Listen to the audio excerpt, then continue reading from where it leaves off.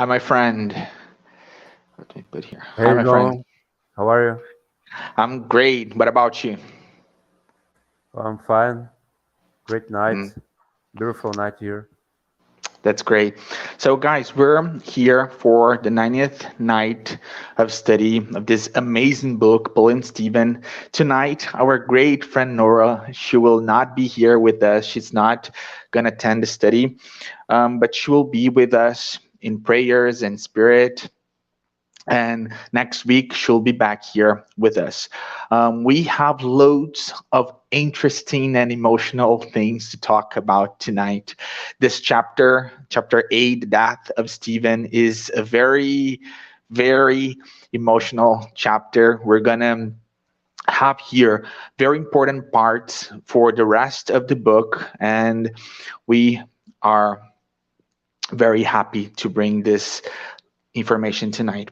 Before we start, I'm gonna bring tonight the prayer since Nora is not here, and we can get more relaxed, calmer, and then we can properly start talking about the book. Okay.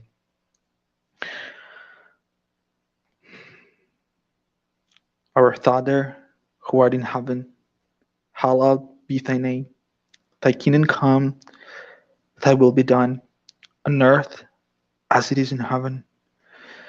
Give us our daily bread and forgive us our trespasses as we forgive those who trespass against us. And lead us not into temptation, but deliver us from evil. Amen. Great. Guys, so today, since Nora is not here, I'm gonna start talking about the book. Then Daniel will come, and then we'll talk some more again. Okay, this will be the dynamic of tonight. So we're on chapter 8, which is called the death of Stephen. Last week we stopped in the following contest. Stephen was about to be judged by Saul of Tarsus, and we have been talking about that a lot lately. We saw that Abigail, without knowing that Stephen was actually her brother, Jazel, told Saul that he should try to give the prisoner one more chance to save himself from death penalty. Without knowing anything, she felt like saying that to him. Saul said that he would do that. He promised her he would do that. Since early that day, there had been unusual movement. Emmanuel is telling us this in the highest tribunal of Israel. The execution of the preacher of the way was the subject of extensive discussion. Saul had decided that no follower of the way could attend to the execution. As we've seen before, when the followers of the way attended those spectacles, they were making much noise and they were disturbing the place, and Saul got very, very mad. Stephen looked quite disfigured, Emmanuel tells us, though his face reflected his inwardly serenity. His appearance showed the heavy physical torment that he had been inflicted, and all those dungeon darkness that he had been through. Aside from that, and this is very interesting because we will see in this part of the book Saul of Tarsus talking a lot about this. Stephen's eyes display the same brilliance of crystal clear kindness. Amid general curiosity, Saul of Tarsus looked at him pleased. At last, Stephen would pay for his incomprehension and insults. When Saul read the indictment, he remembered his promise to Abigail that he would give the prisoner one more chance. And before pronouncing the final sentence, he asked the soldiers to shove the prisoner to his bench, where he looked at Stephen and asked, "Would you be willing now to swear against the Nazarene carpenter? Remember that this is your last chance to save your life." Stephen replied, "Do not insult the Savior." To die for Jesus means glory when we know that he offered himself on the cross for all humankind. This is very nice. The crowd started to scream, "Stone him right now." They got really mad. Armed men had to intervene so that the young man from Corinth, Stephen, would not be torn in pieces right then and there by the furious and delirious mob. They got really mad. Stephen was almost naked and feeling much pain. This part of the book is really emotional because we see that Stephen, although he was fulfilled with faith, he was feeling really distressed. He was feeling pain. He was weak. He was in a very difficult position back then. He understood that the last moments of his life were drawing to a close. The humiliation hurted him deeply, but he remembered Simon's description of Jesus in his final distress. In front of Herod, Christ had suffered the same abuse from the Jews. Therefore, why would he, Stephen, a fallible man and bearer of many weakness, hesitate at the moment of testimony? And with tears running down his lacerated face, he heard the this is so nice, guys. And with tears running down his lacerated face, he heard the tender voice of the Master in his heart. Let anyone who would share in my kingdom deny himself, take up his cross, and follow me. This is very nice because when we look to Chico Xavier psychograph books, we see that in that biggest moment of sacrifice, all those disciples that were very truthful, honest, and just, they were received by the Christ in the spirituality. Stephen believed firmly that at the end of all his suffering, he would find glorious love of Jesus and the beauty of his immortal tenderness. Stephen started to remember all the things he had gone through. As we've seen, he in the book, he remembered all the things that his father went through, the humiliation, his house that went away, when his father set fire on that other property, all those things he started to remember. When he thought of Abigail, he felt a certain anguish in his heart. Now that he had to face that, he wished to see her again, to give her his final recommendations. And we see here that he wanted her to be a Christian. Stephen had barely left his sorrowful reminiscing when he heard Saul's voice addressing the guards. Saul said, "Shackle him again. It is over. Let us proceed to the atrium." When Stephen extended his wrists, this is very nice, guys, because Emmanuel brings us a very profound scene, and he really give us details here. Emmanuel tells us that when Stephen extended his wrists to receive the cuffs, he suffered such forceful blows from one unscrupulous soldier that the blood from his wounded wrists started to flow freely. But he did not make the slightest attempt to resist. Despite all that, he was feeling an unknown peace of spirit. That's very nice. At the back of that spacious country yard, Stephen was bound to a stake so that the stoning could start at the precise time appointed. So the stones were about to start. Another of from and the another order from Saul, and the execution began amid loud laughter.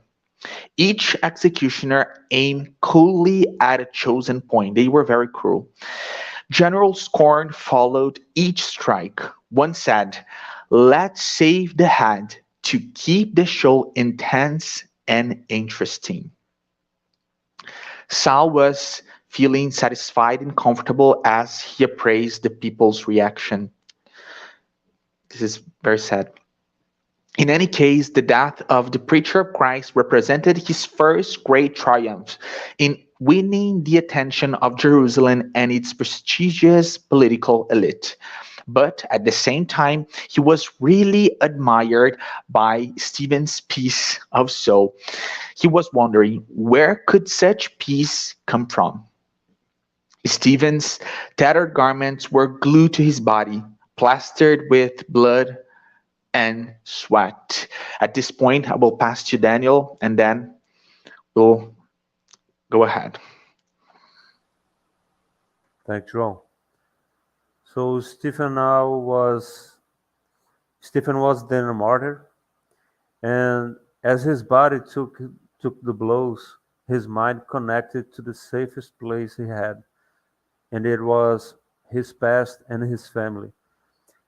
And this is interesting because you just said that he was remembering of all the suffering his all his family has been through, and now he thinks in his, let's say, last moments alive, he starts to think uh, the happy moments they had, and it was the safest place he had to think of.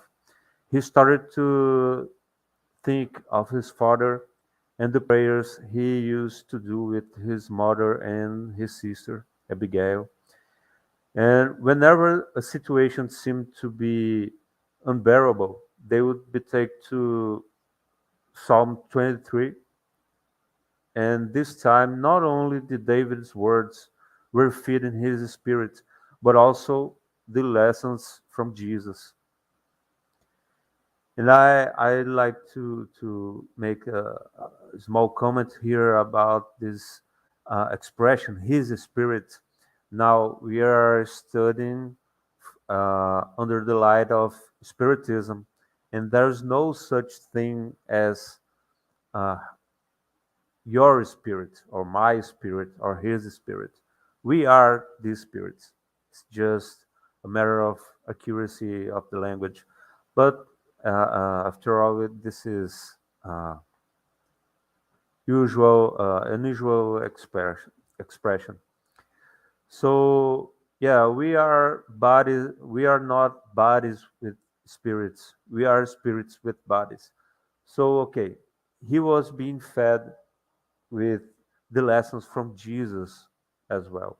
And this is will be so strong as we'll see uh, right ahead.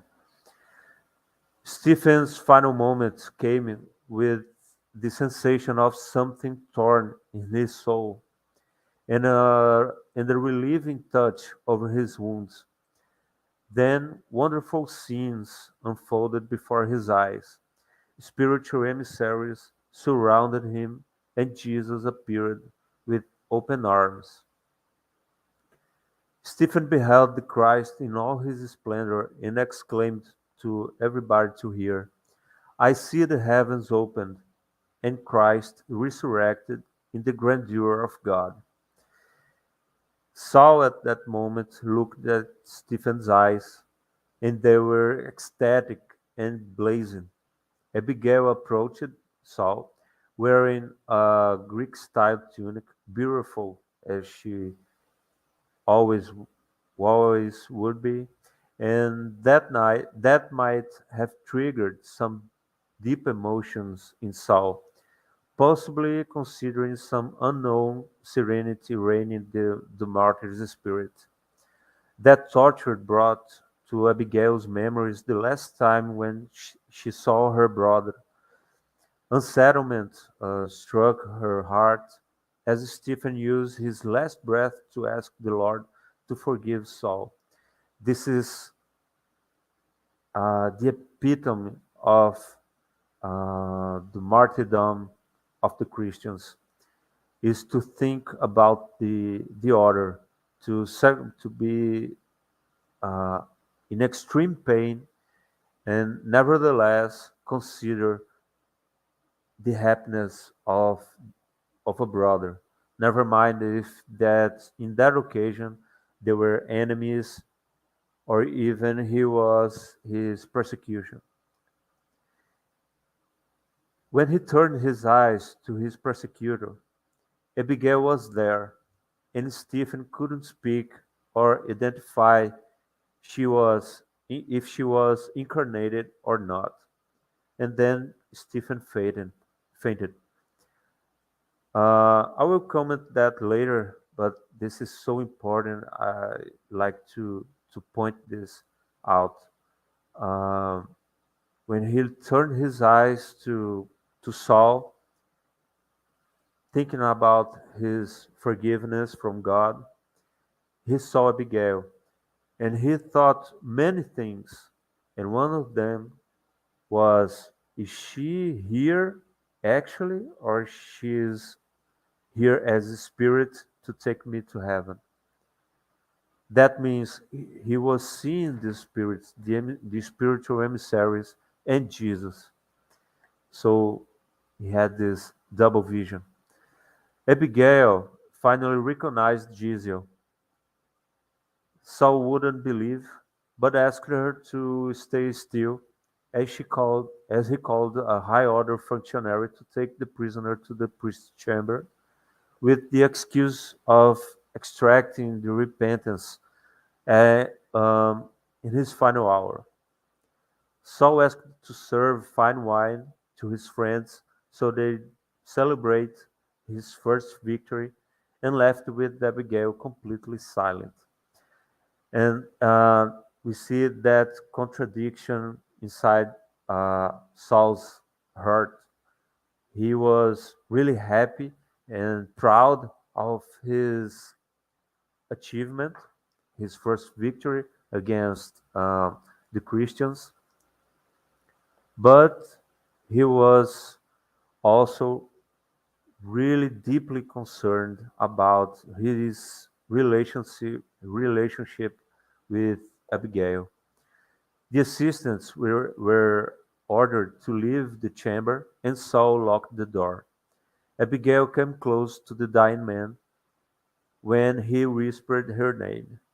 Imagine the chills that it might have caused. Saul was bewildered. So many questions like pride, prevention from God, losing his soulmate, and grieving that man for the rest of his life.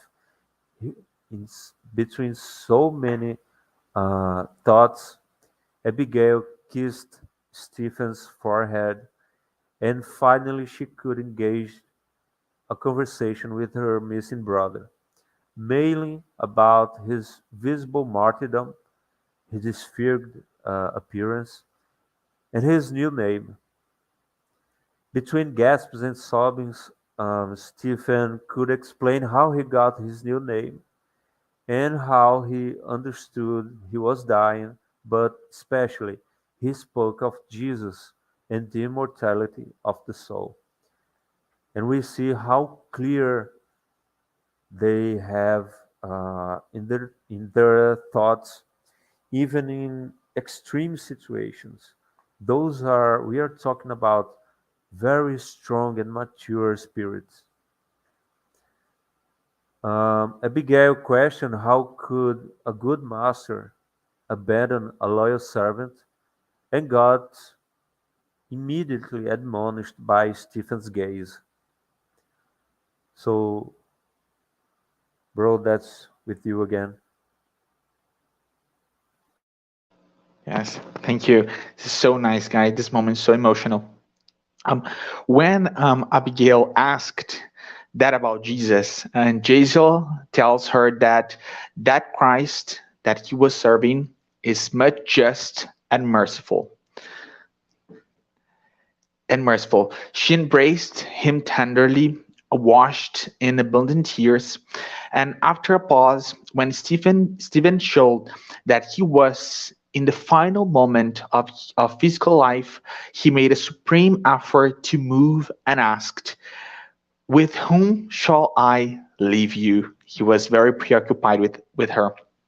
She pointed to Saul and told that he was his heart chosen one. Saul was petrified. Emmanuel tells us that Saul was petrified. Um, Stephen looked at him without any hate and said, "May God bless you both. Your betrothed is not my enemy, but a brother. Saul must be good and generous. He defended. This is so nice, guys. Stephen says he defended Moses to the end, and then Stephen prophesies when he meets Jesus, he will serve him with the same zeal. So nice. And he tells Abigail and to be a loving and faithful companion for him. After that, when Saul heard those last words, he went pale. Those last words, he went pale. He wanted Stephen to hate and curse him. That noble attitude was actually making him feel worse. He thought he would detest that Christ who seemed to be calling him everywhere. And this, at this point, is very nice because we see that Saul had made this reflection a couple of times that Christ was all around him. He thought he would detest the Christ who seemed to be calling him everywhere, even to the point of placing himself between him and his adored Abigail. And Emmanuel tells us that Saul could not bear in his worst dreams that he could have the love of his life, Abigail, being the sister of his greatest enemy. Um, and now, if he was to marry Abigail, they would probably never be happy. He would be the executioner, she would be the victim. Abigail, realizing that her brother was looking at her for the last time, exclaimed, Jazel, don't go, stay with us. We will never be separated. About to expire, he whispered, Death, this is so beautiful, guys. Death does not separate those who love each other. Abigail then did this beautiful prayer that I'll bring here. She said, Lord, Lord God, Father of those who weep, of the sad you oppressed, fortress of the defeated, comfort in all pain, despite the bitter misery of the weeping over our errors. From this world of exile, we clamor for your love. In the afflictions of the way, in the night most tormenting, your generous fount is the good that shall never dry up. You are in everything the light eternal of joy and peace, our door of hope which shall never close. When everything despises us in this world of iniquity, when the tempest comes upon the flowers of illusion, O Father, you are the light divine, the hymn of certainty, overcoming all harshness, overcoming all affliction. On the day of our death, in abandonment or in torment, help us to forget the shadow, the pain, the evil, that in our final moments we may feel the light of life, renewed and forgiven in happy and immortal peace. This is so nice, guys. Let me place here. Then Emmanuel brings us that when Abigail finished her prayer, her face was bathed in tears. Under the soft caresses of her hands, Jazel became still. He died. He had passed away. A snow-like pallor appeared on his corpse-like face, as well as a profound serenity. Sal understood that he was dead. While the young girl from Corinth raised herself carefully as if her brother's body needed all the tenderness of her kind spirit, Sal approached her with a frowning look and said sternly, this is he was very cruel. Abigail, everything has ended and is finished between us as well. The poor creature turned in fear. Then Abigail realized where she was. Everything is finished between us. Why? Suffering should not put true love to flight. Don't you understand? Sal replied. Restored the brown man. Our union has become impracticable. I cannot marry the sister of an enemy of demandable memory for me. It was unfortunate to have chosen this occasion for you to visit here. Jerusalem. I feel ashamed not only before the woman whom I will never be able to marry, but also before my family and friends because of the bitter situation that there that these circumstances have interposed on my path. Abigail was pale and painfully shocked. So we see here that not only Abigail had lost the love that she was always looking for her brother, but she would lose his her chosen one when it comes to being her husband. She lost it all. And this is the point that we want to reach today. Bro, do you want to say something? Quite a moment uh, we are reading about, and well, I talked about there's so much to talk, uh, but I'd like to focus at the disincarnation phenomenon. Um, Emmanuel wrote about something torn in Stephen's soul. That's when he felt something went like his forces were slipping away. And that reminded me of the Spiritist literature when it when it teaches about disincarnation phenomenon.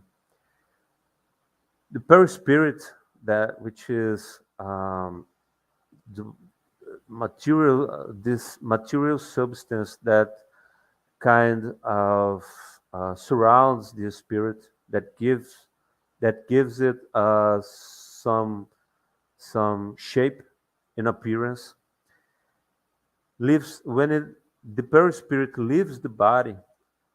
When it's disconnected, it feels like removing a band-aid. It's like ripping off something attached to the skin. And I thought maybe that's what they meant by something torn in Stephen's soul, that sensation. And he was not completely disincarnated. He was not. Uh, his body was not dead yet. He was connected, but he was starting to feel and experiencing some spiritual events. Other thing is that Stephen felt relieving touches. He saw spiritual emissaries, and he couldn't tell if Abigail was incarnated or not. Well, that means that the weaker the body is, the more emancipated the soul.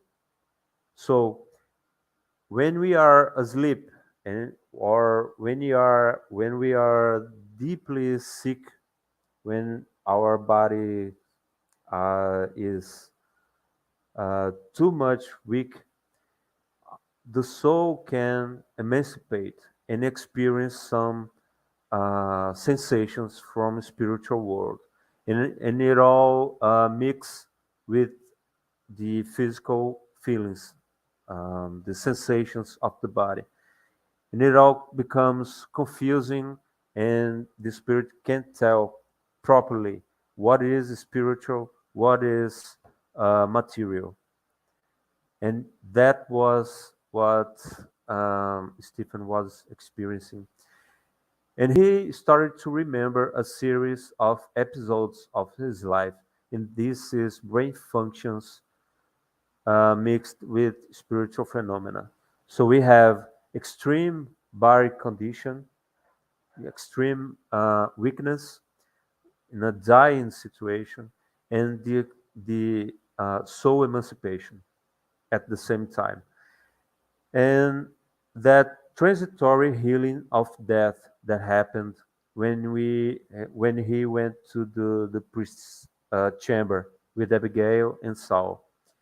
he had some strength back, and that grants from this is granted from some spiritual mentor, so we can say goodbye to our beloved and calm down the hearts, the troubled hearts around this, the sick people, the sick person who is saying goodbye. That allows us to go in peace. The thoughts and the pain of everybody around someone who's in the process of disincarnation may cause more disturbance to this harsh event that happens, which is the disconnection between the soul and the physical body. And the spiritual mentors can provide this healing of death, which is transitory but allows to calm down the hearts and everybody say goodbye and be in peace so that this connection may happen more peacefully. This is all so beautiful. It has uh, great logic behind it, so intelligent, and this is why I love Spiritism. I can't uh, see life under a greater perspective. Even when I had to say goodbye to my father last year, Spiritism, this knowledge about Spiritism made all the difference, all the difference. And my wife sometimes she says, "Are you really okay? Because I don't know, my you may be uh, yeah, trying to hide some feelings, some suffering." And I say, "No, no, I am really in peace. And I understand how uh, everything that I learned to this day about Spiritism, and this brings a true peace to the heart, and that's why I admire so much uh, the maturity, the, this spiritual maturity of Abigail and Stephen, bro. That's it. That's just great. I want to bring some comments as well. I want to bring two questions from the Spirit's book today. I think that it's interesting for us to remember that we have three revelations. So we have Moses, we have Jesus, and then we have Spiritism, and that we are immersed in this third revelation perspective here, since we are talking about a psychographed book. Um, Daniel brought loads of interesting perspectives here when it comes to this moment of death. And the Spirit's Book question 165 brings us something really important and substantial about that. I'm going to read it. And Kardec asks in question 165, does an understanding of Spiritism have any influence on the shorter or longer duration of the confusion that the person may go through when he or she is dying? The answer: it has a very considerable influence, because the Spirit understood what its situation would be beforehand. The practice of good and purity of conscience exerts the most influence. However, this is very meaningful, because as Daniel said, they were going through all those harsh things, all those suffer, and they were still fulfilled with faith and good hopes and much good thoughts, and trusting that they would find Jesus. Especially we're seeing this type of attitude in Jesus. So the Spirit's book brings us that, of course, the knowledge of Spiritism, as Daniel brought his own experience here for us. Of course, it helps. But the practice of good, the purity of heart, that's what exerts the most important influence. And we saw that in Jesus throughout the book. We saw that as as I would call you, Jason, as Daniel brought us, Jazel was this very mature and noble spirit. So, of course, at this very harsh moment of death, he would be feeling much peace. Again, we have reached in this book a very important part because Stephen is now dead.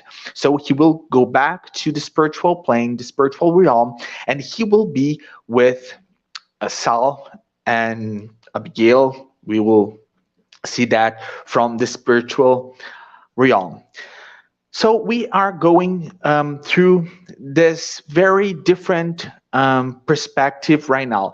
We're seeing this much knowledge and preaches and pride that are all come from Judaism, this first revelation. And now in the book, we're going to see a very different type of approach. We're going to see that this Christian paradigm will be much more main from now on. And in this sense, I want to read the Spirit's book, question 625. Let me just find it here. I'm almost there. So Kardec asks the spirits, what is the perfect standard that God has offered to humankind as a guide and model? Look at Jesus. That's the answer. Jesus is the highest standard of moral perfection to which humankind may aspire on earth.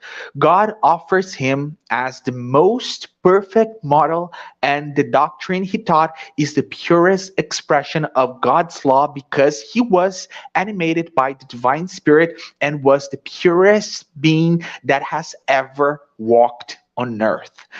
If some of those who claim to teach God's law to humans have sometimes led them astray with erroneous principles, it is because they allow themselves to be dominated by strong earthly sentiments, and because they confused the laws regulating the conditions of the life of the soul with those regulating the life of the body.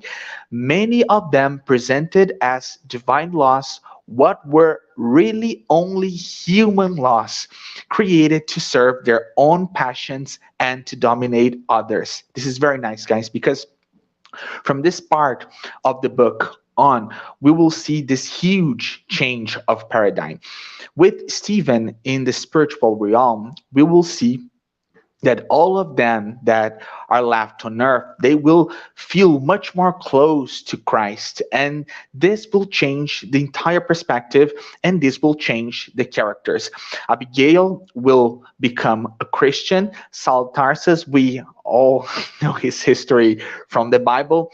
So the book, it's really interesting for us to notice this in this study perspective that we are here in which we are here, because we are seeing this getting different and differing our perspective as we go through the book. We were seeing the first revelation. Now we are in the main part of the change to the second revelation, which is the Christ. And the Christ is our whole model of purity and love here on earth. And then as we go to the end of the book, and we are in this very important point, we'll see much more aspects of the third revelation, which is Spiritism. And of course, as I said before, we are already inserted in this perspective because we are studying a psychographed book here.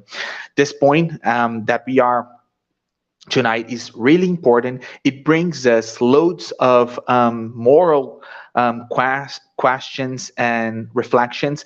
And Daniel brought something that is really important when we are reflecting on this book, bringing us the third revelation, which is we are seeing spirits, and Daniel told us that they are mature, noble spirits. We're seeing those spirits that go through the harsh things on earth, that amount of suffer.